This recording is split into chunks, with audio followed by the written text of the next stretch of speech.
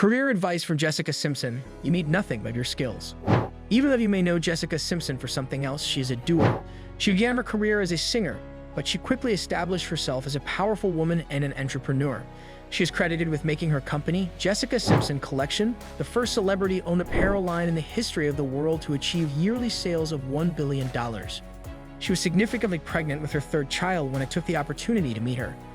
At the same time that she was accompanied by her husband and her all-female crew, it was clear that she was the one who was pulling all the strings in her firm for as long as she possibly could. According to her satirical interpretation of the situation, women can simply do it all: career, kids, and family. Men are only capable of excelling at one thing at a time. She was likely alluding to the fact that men are generally considered to be better at ascending the career ladder than multitasking. To counter this, however, we couldn't help but ask, you mean getting them pregnant? As a group that feels it's important to confront the most obvious problem in the room. With a chuckle of amusement, she withdrew her reply from this. If there are any gentlemen out there who do not have any compassion for the humor of the hugely pregnant, please accept my apologies. What makes a great team so successful? Earlier, I had just finished reading What Works for Women at Work, a fantastic book written by two extraordinary women named Joan C. Williams and Rachel Dempsey.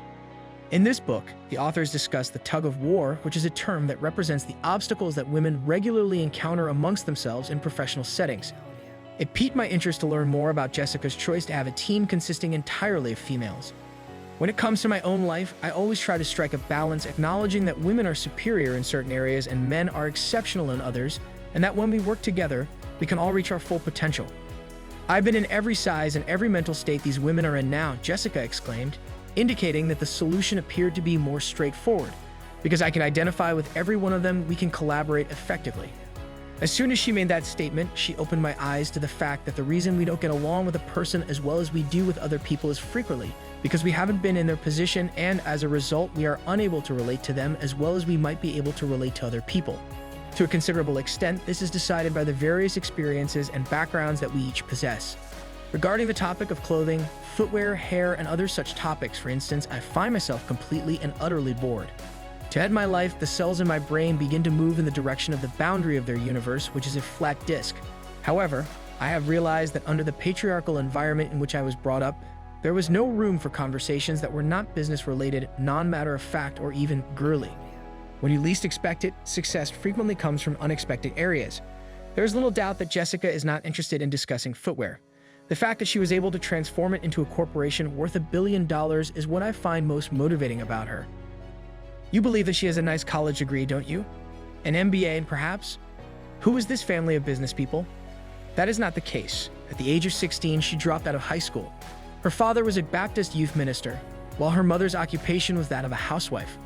On the other hand, she has discovered a clever way to utilize her brand and translate the success she has achieved as a singer to that of a fashion company that generates more than $1 billion in annual revenue. And we are aware that a great number of people have attempted it but yet failed. How was she able to accomplish that? She said, I listened to other people, and continued. Kids who graduate from college have the misconception that they are experts in everything. The sooner you realize how little you know, the sooner you will be able to get your success story, which starts with learning off to a good start. I made it a habit to immerse myself in the company of people who possessed a great deal more knowledge than I did, and I frequently sought their guidance. There are occasions when it is not necessary to have complete knowledge to begin with. In other words, you have to accept that you do not. Finding the appropriate people and obtaining the right advice are both important aspects of this. Before venturing into uncharted territory, it is important to examine the current situation. It is also important to maintain your individuality and integrity while you are on your journey. It is up to you to decide how far you can go. Imagine for a moment what it must have been like to be labeled in the manner in which she was when she first began her career.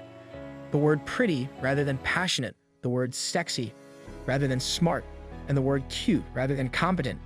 These are all the preconceptions that many women have to deal with, and the image that she had to develop as a singer and actor only served to amplify them. Is she able to stop it? Could she have been under the impression that she needed to acquire prior knowledge in business or additional degrees? She felt as though she was being held back by her lack of it. In no manner. The reason I emphasize this is because I know a great number of exceptionally smart women who are hesitant to go on the professional path of their dreams. After all, they believe they are not adequately prepared to do so. Furthermore, regardless of how highly educated they are, it will never come to an end. One of my coworkers holds a law degree from Harvard University and has more than 7 years of experience working in international arbitration.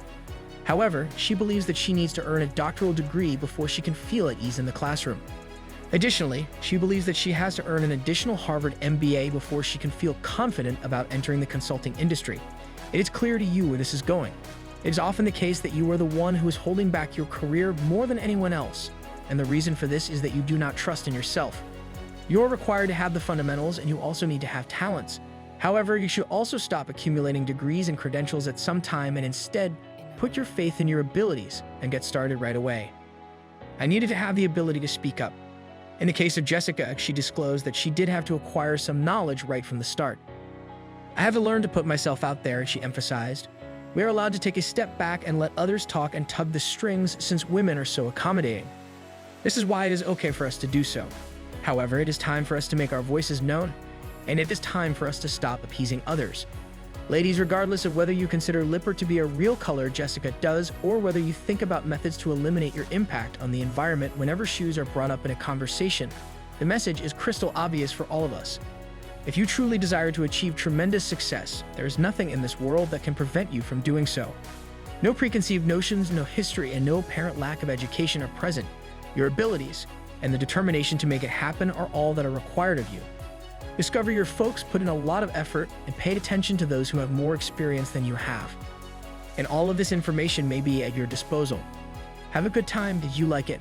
Tell us what you think of the video in the comments section below, and don't forget to subscribe to our YouTube channel for more interesting videos.